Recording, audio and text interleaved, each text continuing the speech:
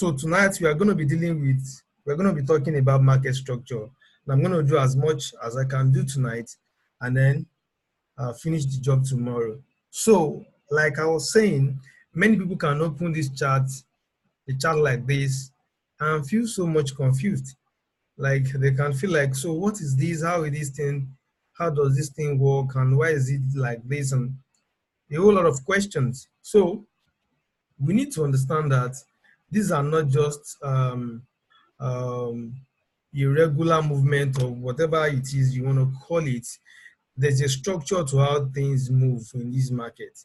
And that's where the name the name market structure came out of. So we are going to be understanding all of that in this section of the class. So the first thing to know in learning market structure is to understand that we have three types of market, so to say.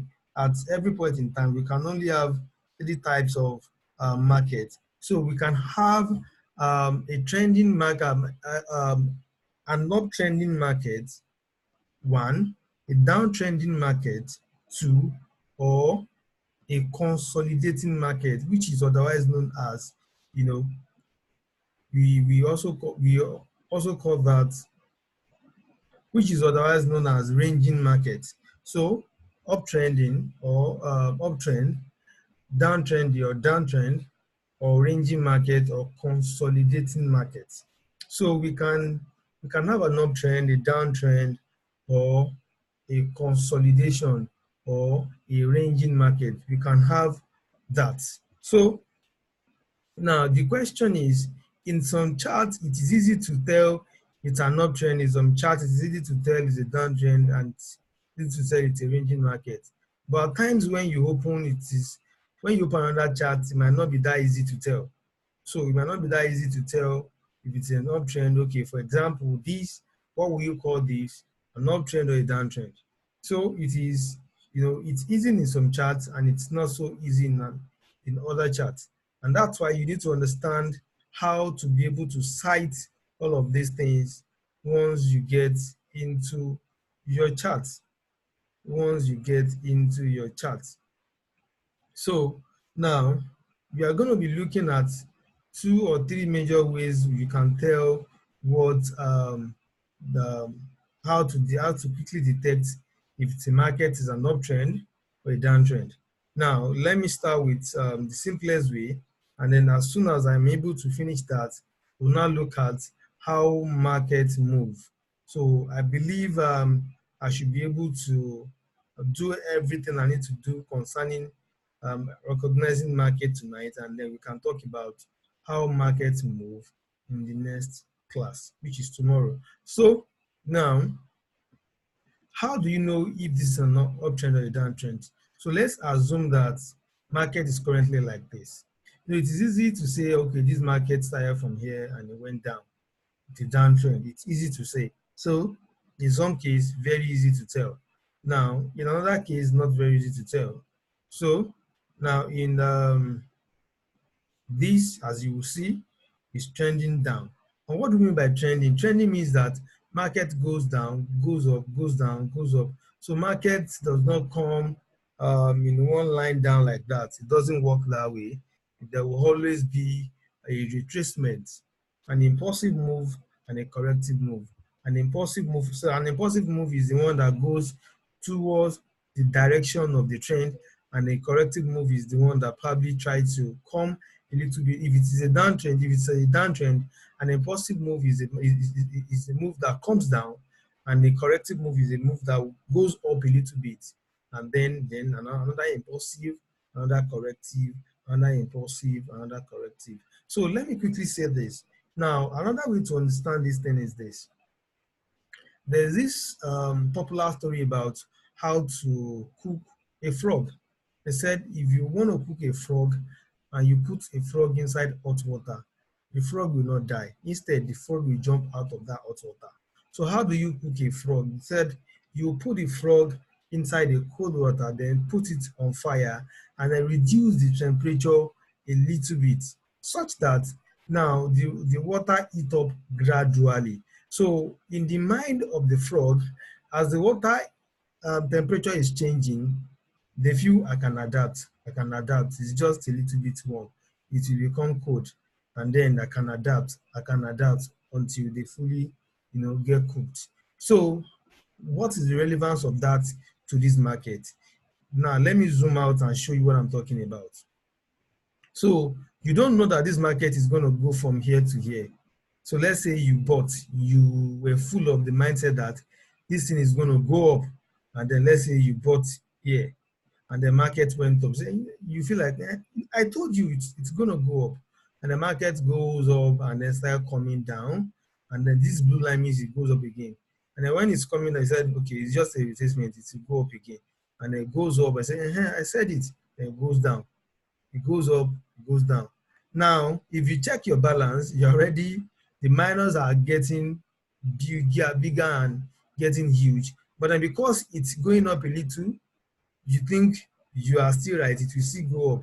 Then you get into the hope environment where you start hoping things will happen the way you want them to happen, even if they are not supposed to. So it goes down. He said, I said it. It goes up. It goes down again and it goes up until the loss is so huge and you cannot control it. Now that is how market moves. Market does not just come down or goes up. It does that in a wave-like form. So it does that in a wave-like form. So it goes up, come down, goes up, come down until you achieve where it's going. But the market finally achieve where it's going. So, like I said, in some markets, in some charts, it's easy to say this is a downtrend, this is an uptrend. In another chart is not very easy to tell. So, how do we do that? So, first thing I want to show you, which is also a very quick way to do that, and that's why most times you probably see this red line on my chart. It's not because I use it for anything serious, but then it has its own usefulness. Many people use it for different reasons, but let me tell you what I use it for. Now look at this. Let me give you the simple rule before I, get to explain deeper. Anytime this is for your information, this is a 20 MA, that is 20 MA. So the question is, how do I add it? To add the moving averages, which is this line, you come to insert, come to indicator, come to trend, then come to moving averages, then you can set it to exponential, set it to whatever period you want to set it to, set the color, and there you have it. So I believe you know that already. So once you set your EMA and then you pull it on a chart, this is the question, this is the major thing. If price at that particular point in time is below the EMA, that is, price is below the EMA. So this is the EMA, this is the price. If price is below the EMA, then we are in a downtrend. That's what it means. If price is above the EMA, we are in an uptrend. So let me show you an example of that.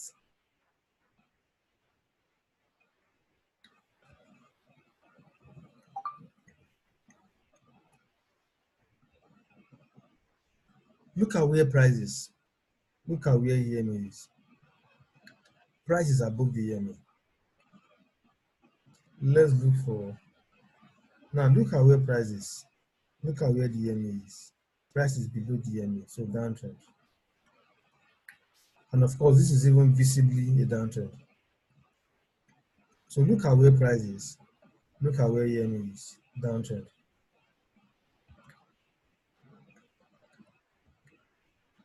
So look at where price is. Look at where EMA is. Downtrend. So look at where EMA is. And then look at where price is. What is that? Downtrend.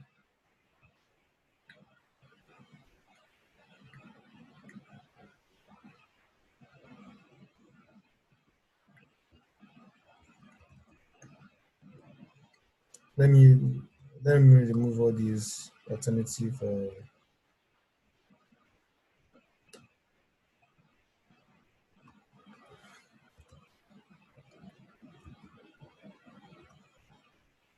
Now look at where price is. Yeah, look at where EMA is. Now this is saying uptrend. But then with your understanding of few things we've taught, you are thinking, why would this be an uptrend when it's already hitting the wall of the trend line, meaning that it's almost ready to fall. In fact, not just almost ready, it is already falling. So why is EMA still telling me it's an uptrend? And that's why I always tell people not to depend on indicators. Indicators lag. What does that mean? It's read information leads. So your high is already telling you that this is likely going to form a downtrend and it's going to fall all the way to the, but then EMA is still telling you it's an uptrend. So if you are following EMA, you'll be looking for a buy opportunity when you're supposed to be looking for a sell opportunity. Are you getting the heart of this matter? So, and that's why I don't depend on all of these things. So your highs is the best indicator. So the EMA will likely give you a signal of a downtrend after price has come all the way down and below the EMA. So when you can as well enter here and make good money and reduce your risk. So can you see what I'm talking about here? We can see a lot of more examples if we keep checking. So EMA price downtrend.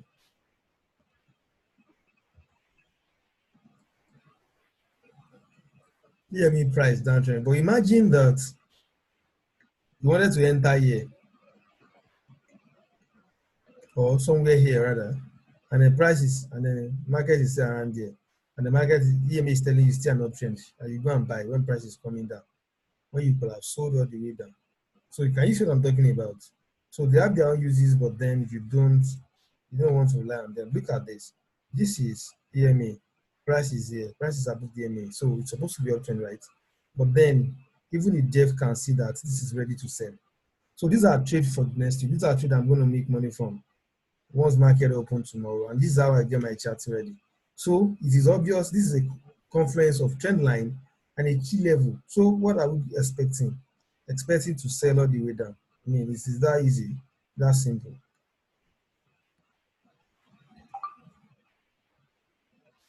So look at this. EMA price uptrend. And then we can, keep going on and on. EMA price downtrend. So we can keep checking until we are tired of checking. Now look at this. You could have sold from here, but if you are following EMA, you will just sell from here. You probably be selling from here or here, when you can have sold from here. Now actually we traded this in the group and then in my group, and then I told them it's going to fall from here, but then it tried not to fall immediately, but to throw some weeks and probably try to take out people's stop loss if they are not large enough before falling. So but you could have sold there because we had like 3 or 4 conferences, 4 reasons to even sell from here. But then look at what happened eventually. Look at what happened eventually.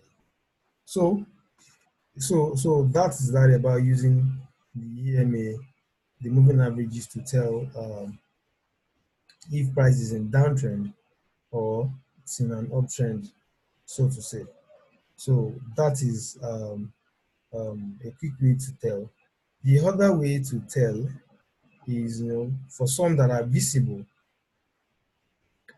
for some, let me look for something that is very visible. For some that this is visibly going up, but then you need to know when the trend is getting tired.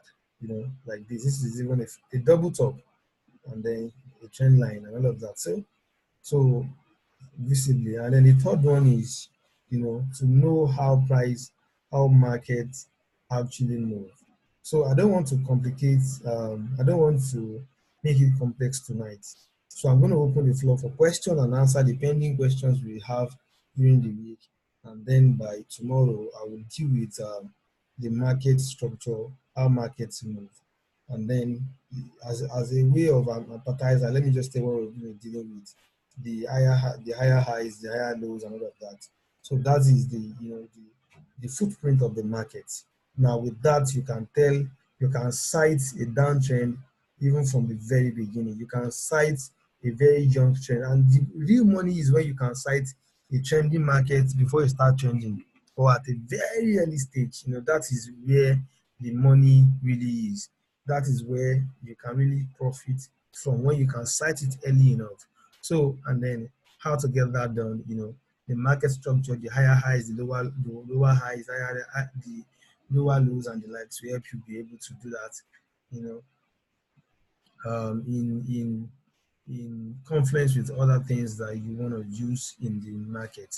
So for now, let me just pause a little bit and answer questions. So if you have any question, let me quickly answer your questions now. I'll be waiting for your questions.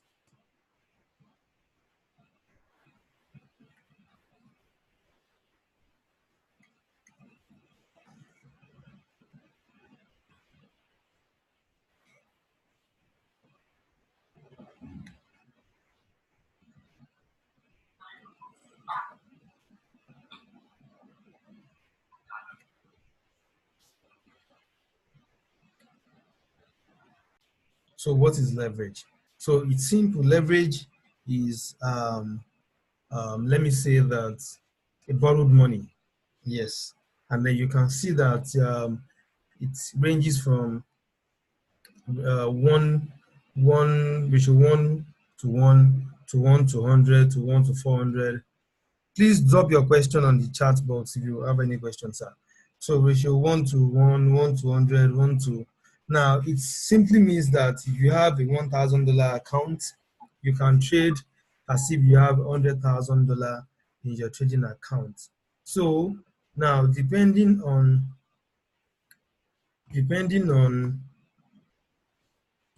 your trading strategy,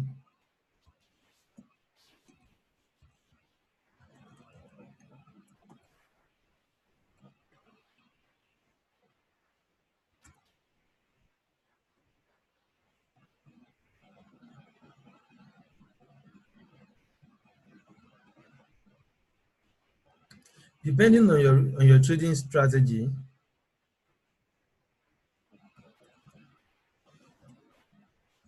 sorry, I'm trying to respond to someone.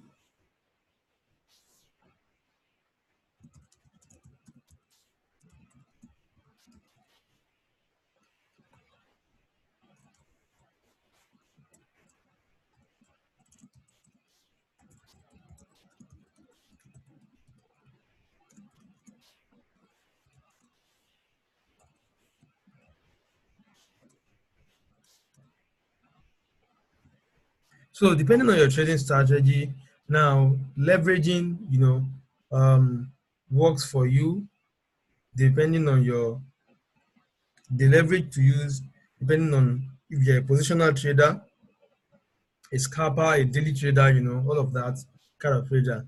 So, but then I tell people that now, as a beginner, don't do too much of leverage. If possible, if possible, you can just do 1 to 1, or pick the least leverage your broker is offering you, because at the end of the day, if you over leverage your account and then you take a trade and it goes against you, your account is going to go up in flames. It's very easy.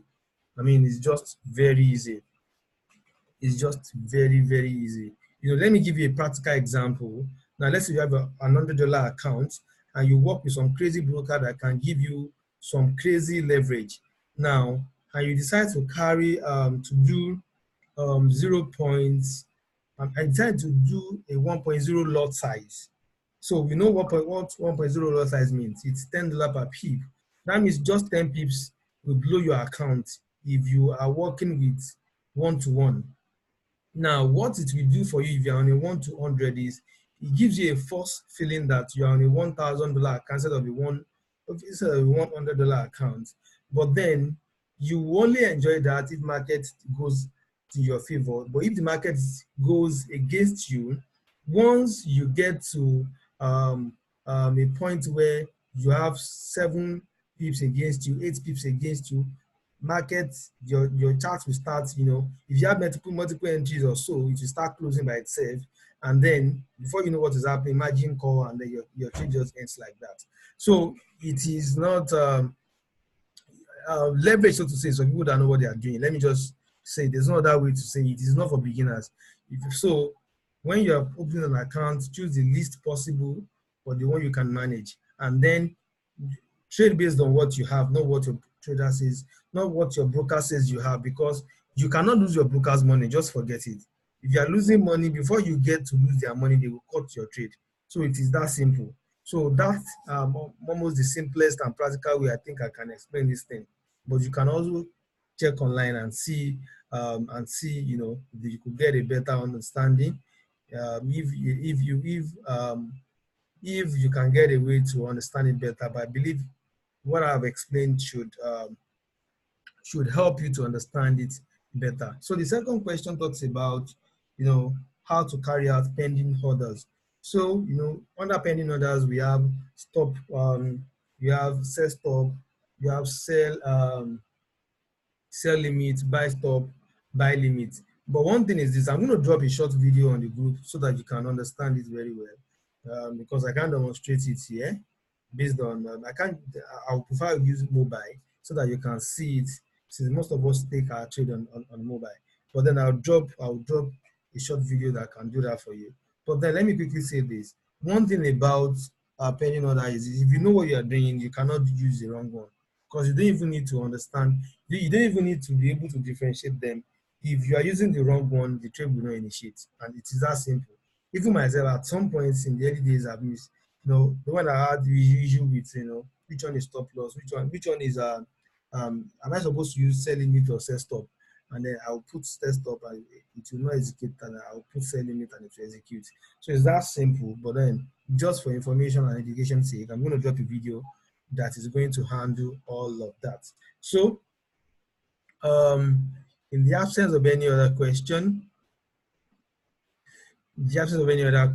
permit me to just, you know, draw the curtain at this point, and then once the video is ready, I'm going to drop it so that we can enjoy. So, but please, if you have any other question, just drop it on the group, and we're going to answer everything, and then we're going to enjoy the next class together.